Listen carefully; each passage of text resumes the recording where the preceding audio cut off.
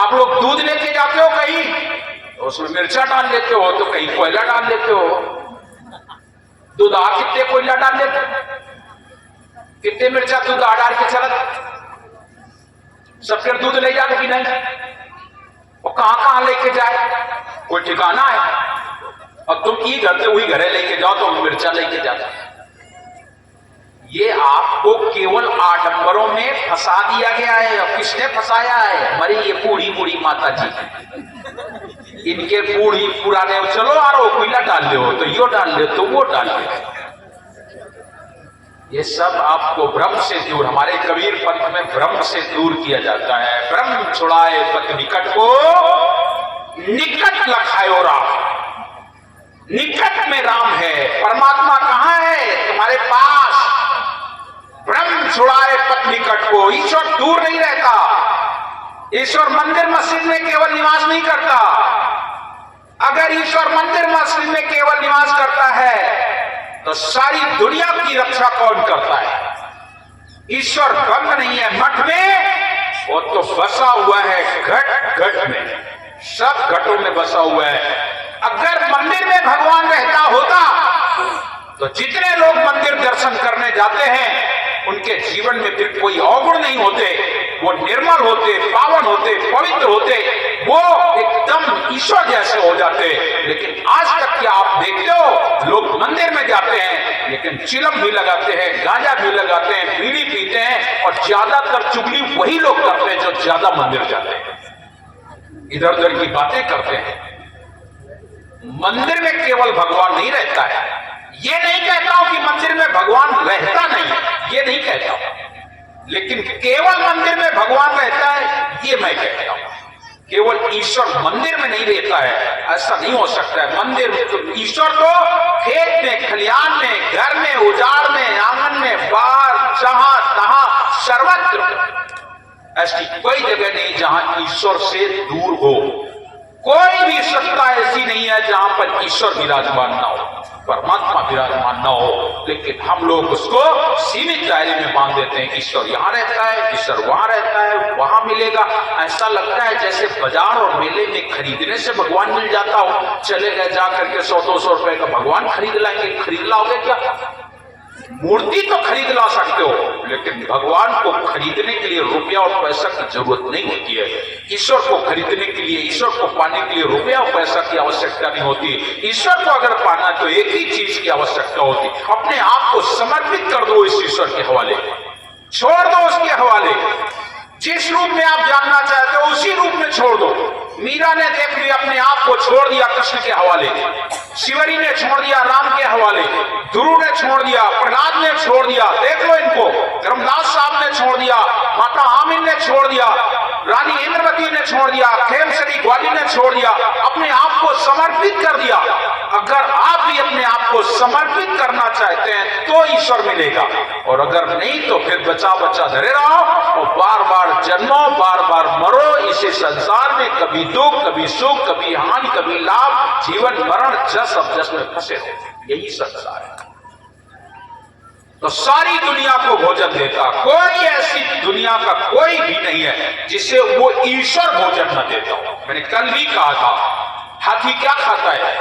जंगल में रहता है, उसे भोजन मिलता है कि नहीं? शेर, चीता, भालू, कुत्ता, बिल्ली, नगर के जितने भी जीव, संसार में जो भी जीव का आना हुआ, सब सारी दुनिया को भोजन देता, खुले भंडारे कहीं नहीं, और सच्चा न्याय हमेशा करता, खुली अदालत कहीं नहीं। वो न्याय हमेशा सच्चा करता है। यहाँ की अदालतों में घूस चल सकती है, यहाँ की अदालत में मैं मेरा तू तेरा हो सकता है, यहाँ की अदालत में आप ताकतवर है तो अपना बदला सकते हो अदर, लेकिन वहां पर सच्चा न्याय हमेशा करता, खुली अदालत कहीं नहीं। और चाहे तो जल जंगम कर दे, आकाश में सागर कहीं नहीं। आकाश में कहीं सागर है क्या? उस ईश्वर की सत्ता है, चाहे तो जल जंगम कर दे। इस वर्ष जहां सोचा जाता कभी पानी नहीं बरसेगा, वहां पानी बरसा है, और जहां सोचा जाता था खूब हुआ है, देखा? और ये महीना कौन सा चल रहा है? हिंदी महीने के अनुसार पौष की महीना पूष चल रहा है। अंग्रेजी के हिसाब से ये दिसंबर का आखिरी समय चल रहा है और तुम लोग बैठे कई सौ देख रहे हो। इस समय पर इतना घना कोहरा होता था तुम्हारे यहां, घर घर में अलाव जलते थे, और आज ऐसा लगता है कि हम लोग दीपावली वैसे ऐसी सर्दी हो रही है। हो रही ही नहीं। तुमने बदला है, किसने बदला है? समझ रहे हो? परिवर्तन देखिए कैसा हो रहा है। ये कलयुग है। क्या होगा कलयुग में? वृक्ष हुई है बिकट शाम, हाथी अजा समान, वर्षा बरसे ओ सम, बय न जामे धान। ये होगा, यही होगा। आप देख लीजिएगा, ये महापुरुष लिखे गए हैं कैसा कलयुग होगा। हमारे बैरागी साहब कहा करते थे रौतेपुर के, उन्होंने कहीं पढ़ दिया होगा, कहते थे जब मैं बचपना था, कहते थे सारा सामान पुड़िया में मिलेगा। तो हम हंसते थे और बैरागी साहब से कहते थे, बैरागी साहब कैसे तुम कह रहे हो पुड़िया मिली है? बोले साहब भैया, हमसे कहते थे उसमें ऐसा लिखा है कि सारा सामान पुड़िया में मिलेगा। उनके सामने और हम सारा सामान आज पुड़िया में लेते हैं। मुझसे पूछते हैं तो दूध पुड़िया में कैसे मिलेगा, तेल पुड़िया में कैसे मिलेगा, घी पुड़िया में कैसे मिलेगा, पानी पुड़िया में कैसे मिलेगा? और आज सारा सामान बोलो भाई पुड़िया में मिलता है कि नहीं? चाहे घी ले आओ, चाहे तेल ले आओ, चाहे दूध ले आओ, चाहे पानी ले आओ, जो चाहो सब पुड़िया में, सब पैकेट। आज आपको कोई घर से वो झोला लेके नहीं जाना है, सब सामान पैक, जो चाहो वो सब कुछ पैक। सारी दुनिया को भोजन देता खुले भंडारे कहीं नहीं।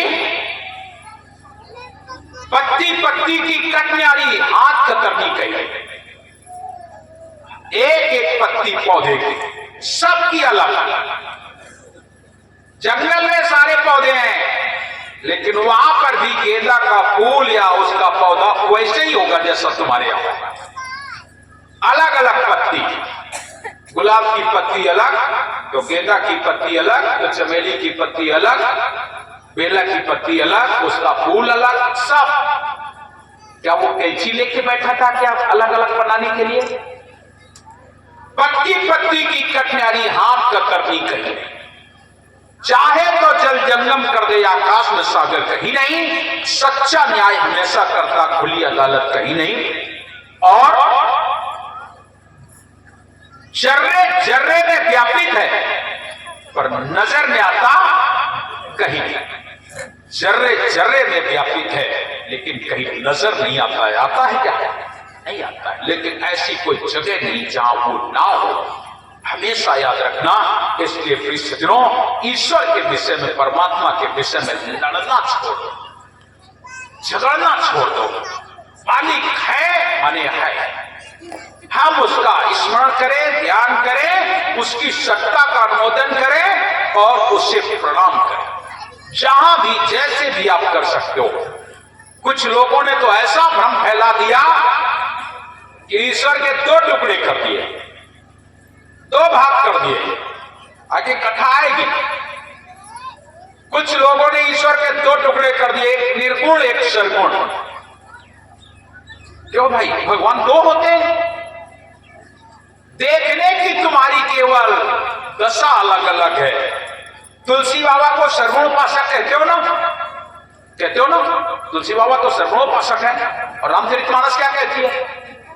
बिन पग चलही सुनई बिन काना, अब बिन कर करही कर्म विधि नाना, अवान रहित सकल रस भोगी, और बिन वाणी वक्ता बड़ जोगी, और तन बिन परस नयन बिन देखे, कहे घाण बिन बास सेखे, सब विधि भांति अलौकिक करणी, और तुम्हारी महिमा जग बहु वर्णी।